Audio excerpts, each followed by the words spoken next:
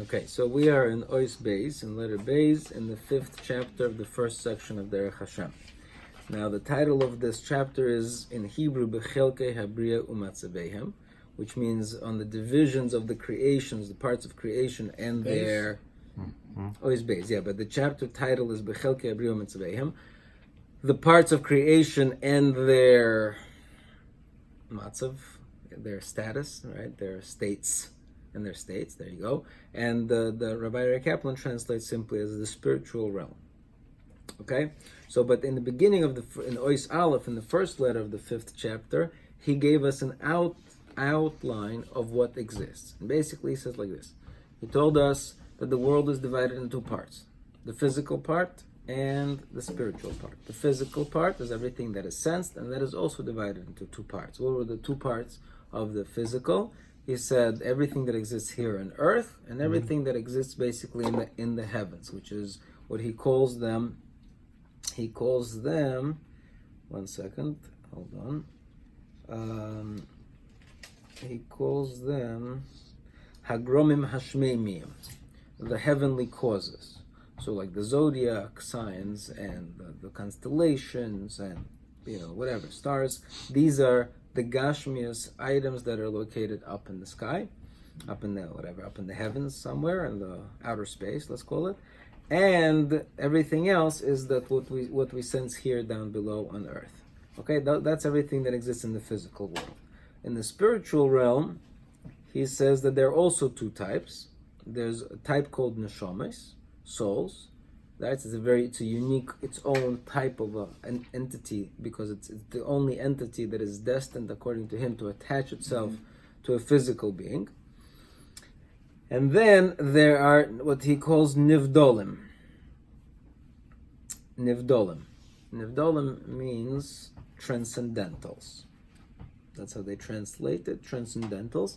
But simple translation is nivdol means, like from the word havdalah, means separated. Right, so nivdalim means removed from physicality, I guess. So nivdalim, and the nivdalim, he says, are divided further into two types: the koiches, the forces, nivdalim, and malachim, and angels. Good. So that is the entire division of creation. The only thing he added was that malachim have so many different types of malachim that each one has its own species, and it's very complex, and it's a big world of malachim. Okay, fine. Then he threw in that there exists something in between. That there's a creature called the shadim, creatures called shadim, which are not exactly physical because they cannot really be sensed, but they're not exactly spiritual because they're not completely removed from physical laws. I don't know. Maybe they are governed by gravity. I have no idea. Maybe I don't know what laws shadim, physical laws shadim are bound by, but certain physical laws shadim are bound by. Okay. Then he told us that only this human species is separate from all other creations, because it is the only species where the physical and the spiritual are fused together into one thing. And now he told us that even though people can think that an animal and a human being seem both equally alive, and so seemingly both equally have a soul, he's saying, no, the animal soul is considered physical. The animal soul is physical, meaning it's the nervous system. But it's sensible. You can maybe put it under the MRI and collect all of its data, all of everything that exists. You can collect it into some kind of a physical realm, I guess. But a human being, like a bee, it's physical. Everything is physical. Well, chill out. Right. Well, what about a dolphin? What about a monkey? What about an elephant? So he's saying that all of them are also their entire living entity is physical. It's maybe very, very advanced, nuanced, right? Very advanced, very nuanced.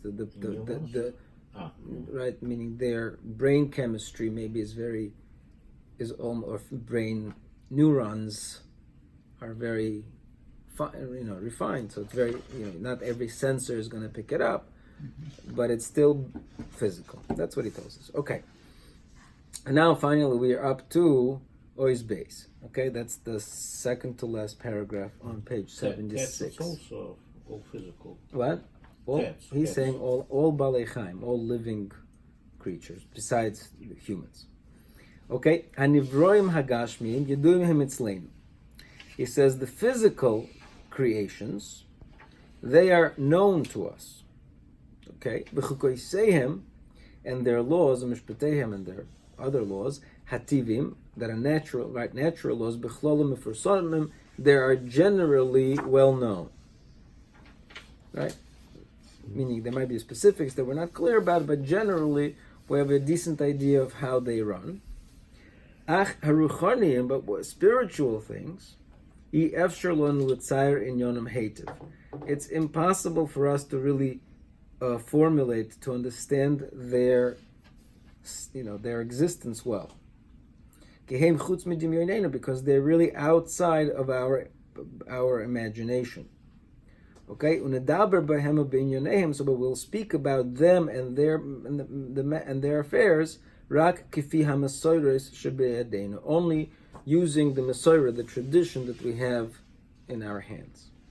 Okay, so this is important. I find it very personal. Again, my personal thing. I do not like when people speak about spiritual things as if they, like we know what these things are. Oh, my soul, my neshama, these are things we don't really know what they are. Okay, we understand they exist. We accept that they exist. We understand they're not physical, but there's very little. People just assume, oh, there's probably some kind of a ghost-like thing, or that has my face, or I don't know. Right. So these are all silly imaginations. Okay, now here's very interesting. This is I have a question for the next paragraph. Okay. 3. Vihine. Paragraph 3. No, not yet. Gimel. We're still on 76 on the bottom, the last paragraph on 76. Vihine min ha'ikorim hagdolim shebiyodeinu. Now, from the essential elements, the essential foundationary ideas that are in this Mesorah that it is in our hands, that parallel, that corresponding to everything that is found, that exists in the lower creatures, right? Corresponding to everything that exists in the lower world, nimtsoyim lemailo, there will be found above koichos nivdolim, these removed or transcendental forces, that from which all of the things that exist down below originate. Okay? So far so good? Mm-hmm. So he's saying, remember what I told you in the beginning of this chapter, that there are spiritual beings, and those are divided into angels and transcendental forces. So please be advised that everything that exists in the physical realm must originate from some corresponding transcendental force. Okay? Let's keep going. Beseder echad, in some order, shel hishtalshelus, of, now hishtalshelus means a chain. So some linkage, some right, shalshelis, exactly. So hishtalshelus, some transmission process, shegozr chachmos is baruch shmoi, that his wisdom decreed, blessed be his name. So hashvolim ha'elu heim umikrehem, these lower things that exist, umikrehem, and their states of affairs. So not just the existence of these things, but everything that happens to them also originates from these transcendental forces. V'nimtzoyim ha'koichos hahem shroshim l'nimtzoyim hashvolim ha'elu. So it comes out that these transcendental forces are like roots to these things that exist in the lower sphere. Okay? And the things that exist in the lower world, the physical things, anofim, they are like branches, with toildos, and the outcomes of these transcendental forces. And they are attached, they're tied, kasher, they're tied to one to another, like the links of a chain. Like the links of a chain. Okay? Mm-hmm. So far so good? Mm-hmm. But looks sound like we have a contradiction. Oh, let's see. Maybe what's the contradiction? that a man has spiritual part. Right. Okay, some roots is from spirit. Some I am here and somebody is it's something upstairs. But if animal, these bees, yeah, let's say bees, they don't have connection to spirituality, to spirit. Why they connected to some high entities? Right. So I think that's the same question that I was going to also have. I think we were asking the same question. I would ask it differently. I would ask it like this. He told us before that this man is this unique creation that has the neshama connected. The neshama, which is the spiritual part, is connected to its physical part. Now he's telling us that every physical thing that exists originates from some spiritual thing and is connected to some spiritual thing, and the spiritual thing is the root. So what's the difference between man and everything else that exists? So but it's not just, why are we unique? But it's not just the man that's connected. It's more than that. It's the events. I mean, that's just my. The what? The what? It's the encapsulation of the entire world that's connected. It's just like a man. I'm connected. Yeah, I'm connected, but everything that happens to me is also connected. The fact that there's a catastrophe somewhere else is also connected. It's not like I'm connected and then the fox is not connected. You know what I mean? It's not the connection, it's not the shalshelis between me, I have a chain going up, and the fox has a chain going up. It's everything has a chain going up. Okay. So then what makes me unique? Which part of me makes me unique from the fox? My chain is a different chain than the chain that the fox's chain. No, you're saying that all physical, or like a root of all physical is forces.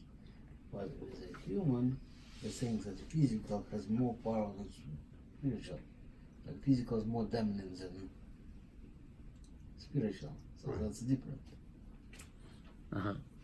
That's interesting. So you're saying, but I think I agree with that, but I don't think that's the full answer either. I think you're right that the way it comes out, because humans have what we call bechira, right? And bechira means having the ability to fall down into the physical or to lift up towards the spiritual, right? So therefore, it's not that everything that happens by me is an outcome of some spiritual transcendental force. It's that I can actually go ahead and change or push back on the transcendental force, and the fox can't push back on the transcendental force. The fox, it's like the fox is just a puppet, or the bee, or whatever it is, or the chair, or the blade of grass. In the same way that this tape was existent. Right. So everything that exists because there is some transcendental force that made it possible, right, and governs its affairs. Human beings possibly also, but human beings have bechira, and so we can push back and say, I'm not gonna, you won't. The transcendental force says I should do this. Well, I'm going to do the opposite. And too bad on the transcendental force. Possibly.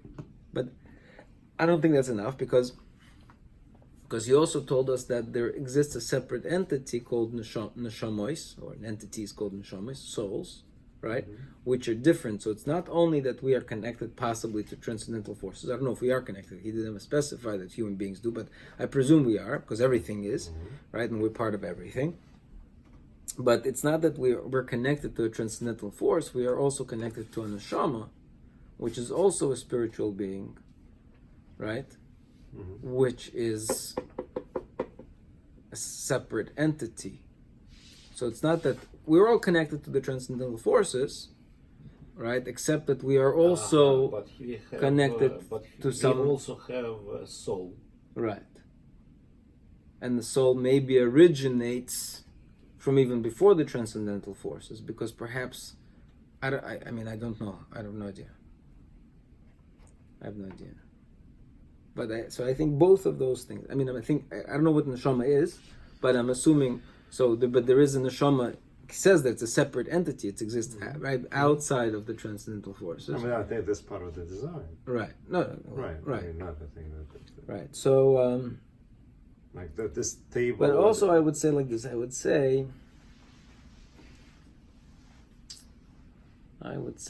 one thing I would add is like this, meaning.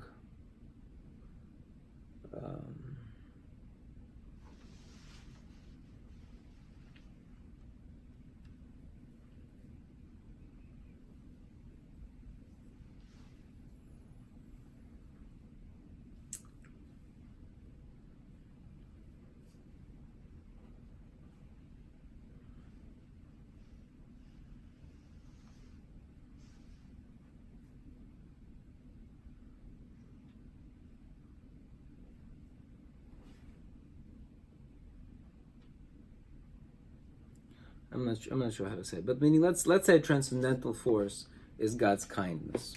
Okay, let's say that's the transcendental force. Okay, Hashem's. Maybe the difference is that we live in the world. Animals, they live in environment. Maybe that's the difference. I'm not sure I understand.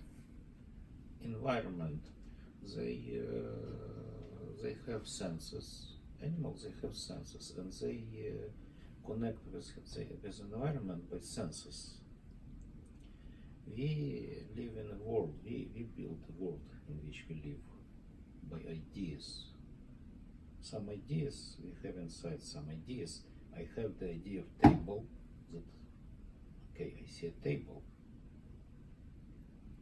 For a dog, table doesn't exist. Dog doesn't know what is the table. It's just part of an environment. I think that all of that is right. I'm not sure how that answers the question, though.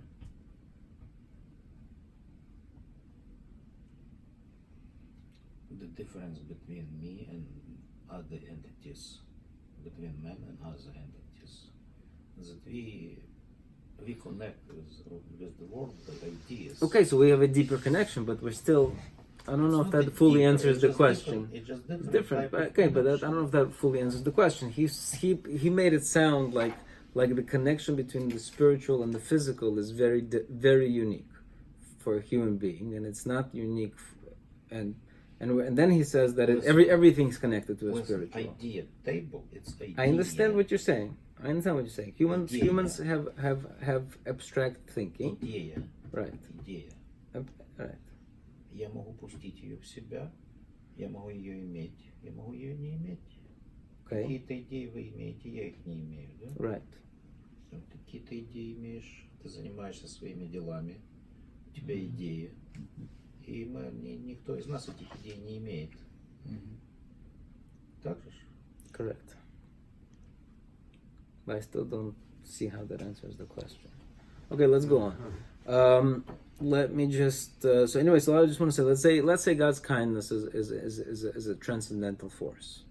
Okay, meaning I'm assuming along the lines with what Yerachmiel was saying is that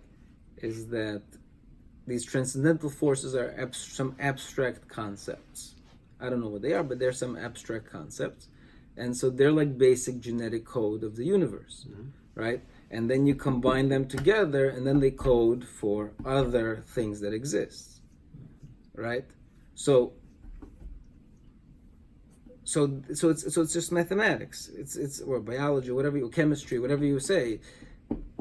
These things code for these things, and as the world turns, this bee will fly here. This bird will fly here, eat the bee.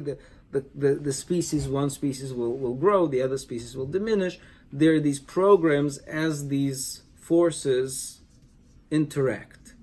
They're just like direct outcomes of these spiritual forces, right? While man and I guess also this goes back to what you were saying, is not just directly part of this mathematical equation. He is an entity, an independent entity, because again, it's both. He has a neshama and he has a guf, and those two things interact independently. Okay, moving on. But anyway, but that's the basic idea. So that's the foundational idea of the way the spiritual interacts with this physical. And this is very important. Is that it's not that the physical world is the primary existence, right? And the spiritual world is like a byproduct, which is how most people treat, because we live in a physical environment. That's all we see is the physical world. We assume that this is life, and everything outside is kind of maybe there, maybe not. But what he's telling us is completely the opposite. He says the spiritual is where real existence is, and the physical is just the outcome of what's going on in the spiritual world. Okay? Oid Mesoris biyodenu. So further we have tradition in our hands. She'al kol etzem v'kol mikra. On everything and every event. Sorry, that happens, that exists in these lowered creations.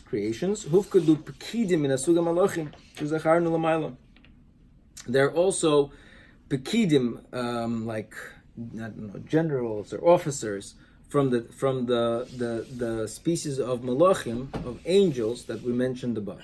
So not only does everything that exists emanates from these transcendental forces, also over everything that exists, there is a malach that is responsible for taking care of this thing. Okay?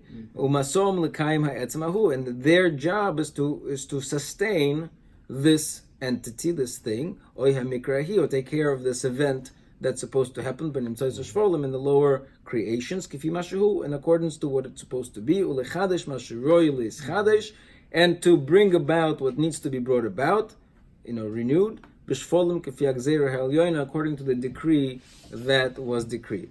So not only is there a transcendental force that's guiding the thing, there's also a malach that's also guiding it. Again, if you ask me, my assumption is, what's the story, right? What's the point of malachim altogether? Why do malachim exist? I mean, malachim are not winged creatures that fly around. Malachim are, let's translate, malacha. They do a job. They are, so there is the code, and then there is the compiler. I have no idea. I'm just using terms that I have no idea what they mean, but there is software and hardware. Okay, possibly, I don't know. But basically, right, there's a transcendental force that says this should come about, and the malach is the thing that makes it happen. Takes care of the process. Or maintains the final product. Right. But the child born based on forces is not parent. It keeps it alive. Keeps it alive. Okay. Okay, good. Gimel. Okay, ve'amnam ikar mitzius ha'olam hatzava amiti hu b'koychos ha'hem elyonim. Again, he repeats this point, or he reiterates that point, that the ikar mitzius, the essence of existence, ha'olam, of the world, u'matzova, and everything that happens in it, ha'amiti, the true existence, hu b'koychos ha'hem elyonim, are in these above forces. V'toldos masha b'hem, and the outcomes of what is up there, hu masha b'gashmi mashrom, is what happens in the physical lower realm. V'zeh, and that is bein mashim mitchilas, bein mashim ischadesh b'yischalfus azmanim, and that includes everything that originally happened, and then everything that that results as the time goes by. So again, I think he's just trying to avoid the problem that maybe HaShem put everything into existence and then let it run on his own course. No, it's constantly guided, constantly renewed. There's a constant connection. It's an ongoing process. That whatever was brought into existence from these transcendental forces, according to the order that was arranged and the limitations that were placed, so too whatever was brought about later, was also as this way, according to the law of linkage of emanation, the law of emanation that Hashem desired. And whatever is brought, whatever was made new is also made new in the forces. I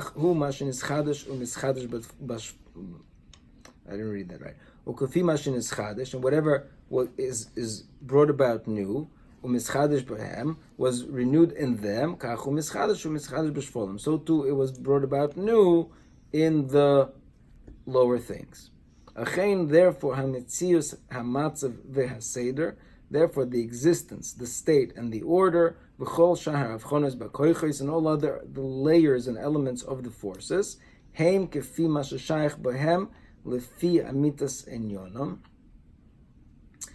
is what is shaykh to them. I'll explain in a second. I'm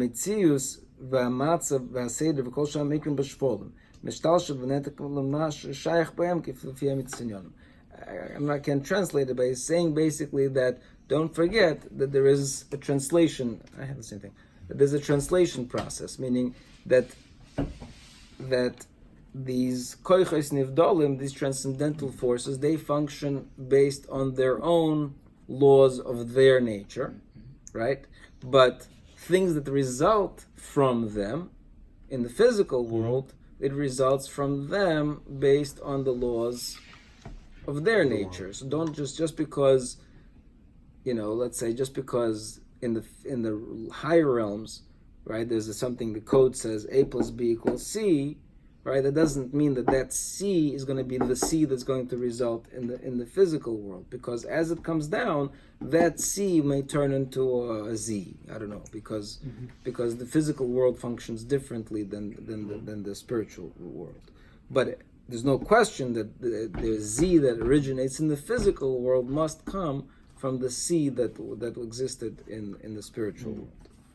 But just make sure that don't assume that it has to go like this, because we don't really know what the laws of the transcendentals are, so we don't really know how it translates into the physical laws, but there's a process. But wouldn't it be logical to assume that if upstairs they decided A, and we're saying it doesn't necessarily mean that A will happen here in exactly the same way or shape, that since we're as human beings, like given this level of Behira that is above what everybody else has, wouldn't the Behira be sort of like a filter, the consequences of our option of our choices?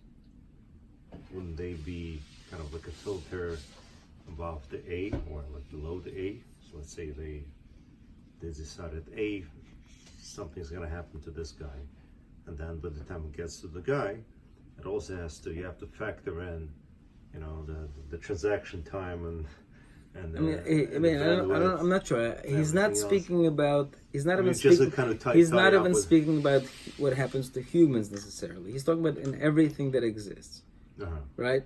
So again, let's say, just throwing out a possibility. Let's say.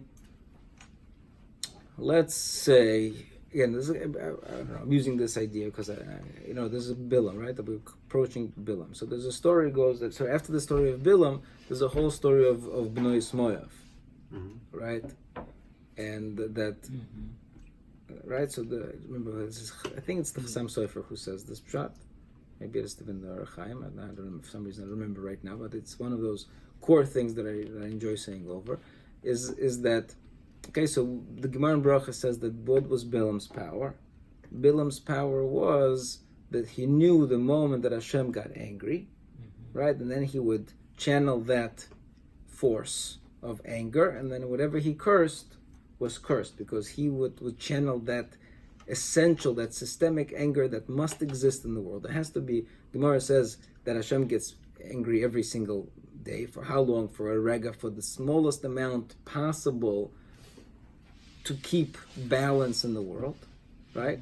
And now, so what happened during those 3 days that Bilam wanted to curse Jews and the curse didn't happen?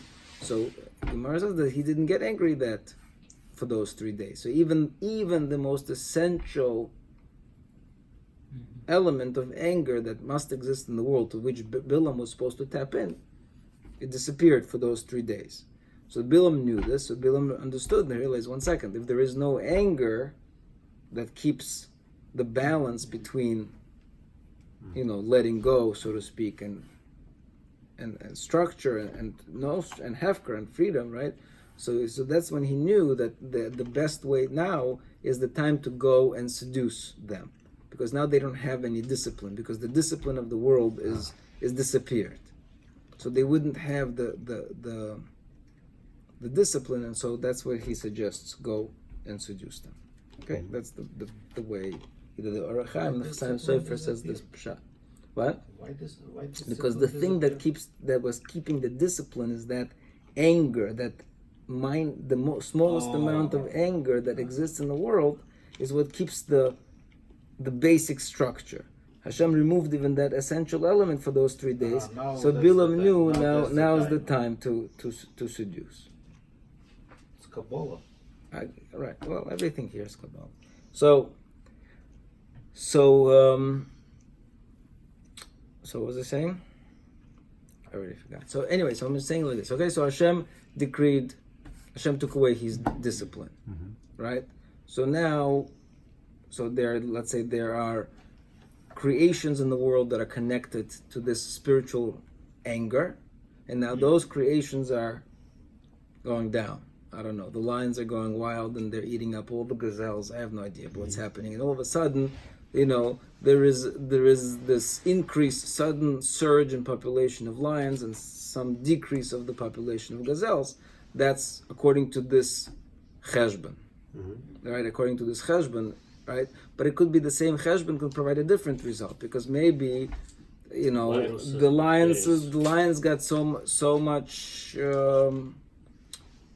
freedom that I don't know, they got too lazy and they forget, they stopped hunting and they all died out because they didn't procreate sufficiently. I don't know. That doesn't mean that you can predict, because you know exactly, even if you know exactly what happened in those koiches, that doesn't mean that you know exactly how it will play out in the physical world. So, okay. Anyways, let's move on.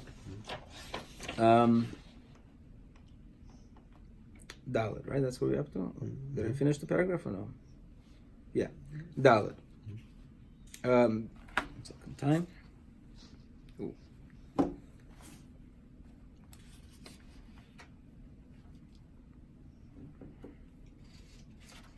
Okay, I think we're going to stop here before Dalet, because that starts a whole... Okay.